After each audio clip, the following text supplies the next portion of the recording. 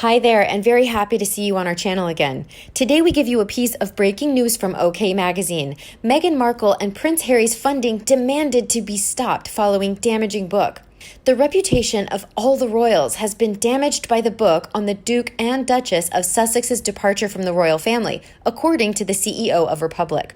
Republic campaigns for the Queen to be replaced with an elected Democratic head of state and for the monarchy to be abolished.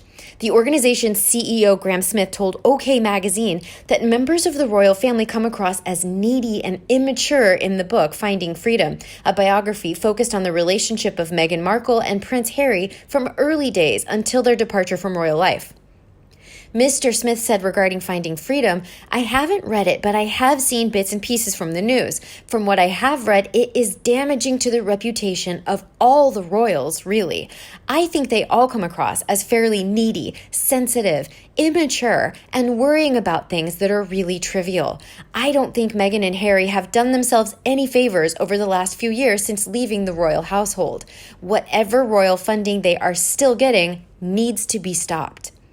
Mr. Smith also said Meghan Markle and Prince Harry should fund themselves following their decision to abandon the royal family. The CEO of Republic outlined to OK Magazine that the Duke and Duchess of Sussex should not be funded by the UK taxpayer, whether they are based in Britain or abroad. He said, "We should not be funding Meghan and Harry at all, whether they're abroad or here. Certainly, now that they've abandoned any pretense of doing official engagements or giving anything back to the taxpayer, we have no reason to fund them at all. They are very wealthy. Their estimated combined wealth is more than £30 million. He added, "I think most people would be surprised by any suggestion that people sitting on $30 million in the bank might struggle in any way financially. So I think if they want to live the lifestyle that people with $100 million do, then they have a problem. But I think they will be absolutely fine, and we don't owe them a living. We don't owe them a penny. They ought to go and find their own source of income and live off of what they have." Another royal expert said, "I am a monarchist, but I am in agreement on this point. Harry and Meghan need to be definitively cut off from all royal status and privilege to protect the monarchy. The British people have reached an accommodation about the wealth, power, and other privileges the monarch enjoys, dating back 1,000 years and tempered by civil war and regicide. To quote our Queen, 'The monarchy exists only with the consent of the people. It is accountable to Parliament. Harry and Meghan refuse to be bound by this and are accountable to no one. They reject life as working royals. Their public comments show unshakable contempt for all of us, and their plans to exploit their royal status in Hollywood under the guise of good works are corrupt by our standards.' If the Queen lets this situation go on, the trust between the monarchy and the people will be damaged.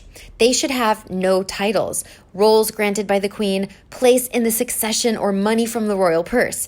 The current fudge is unsatisfactory because it is open to sly interpretation and abuse." This expert added, "I regret to say that I am again in agreement with the CEO of Republic concerning this pair. Charles is unlikely to stop payments to them until the review period in the spring. However, I hope he cuts them off completely at that time." I agree. They turned their backs on the UK and don't want to carry out any royal duties, just whine about their lot in life in books. Is that how they're going to fund themselves? Good luck with that. So no, taxpayers shouldn't be giving them anything. They wanted obscurity? Now go and be obscure and shut up. Nobody's interested anymore. To CEO Mr. Smith, I say, replacing the wonderful Queen with a clapped-out, has-been politician would be a disaster. She has shown over 70 years what dedication to duty and belief in the country can achieve. Replace this institution by career politicians who only care about themselves, have never made the detour through real life, having come down from university into the easy armchair of politics at Westminster, is a better proposition. You need your head examined, CEO Smith. A royal expert expressed similar reviews. Surprise, I think it's fair to say that when he was coupled with Meghan and the news first started filtering out, most of us were trying to get our head around the vast contrast of tradition. Here was a mixed-race woman, older than him, a divorcee and an actress. It certainly was not someone we expected to be brought into the royal mix. And I don't say this with any ill intention or unfairness. I firmly believe that Meghan eventually was not accepted, but not because she was Black or an actress or a divorcee or any other reason, except Meghan herself was determined not to fit in, and that's all there is to it. Simple.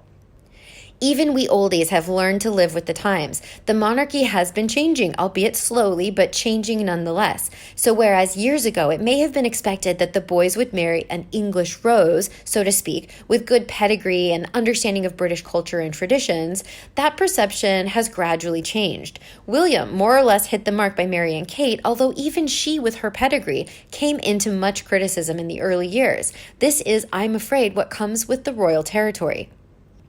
However, after everyone got familiar with the initial Meghan shock, if I can put it that way, we adapted quickly. We really did. By the time the wedding came, everyone was on the side of the adventure that was to be the Harry and Meghan story. Millions of us around the world laughed and spent the day watching every nuance of the wedding day. We cheered and wished the couple all the luck in the world. It was a happy occasion, surrounded by that feel-good factor we do not see too often in these days. The unfortunate thing, as it turned out, was not exactly who Meghan was, taking into account her genes, background, her culture, and the age, her traditions, her aspirations, her reciprocal love for Harry.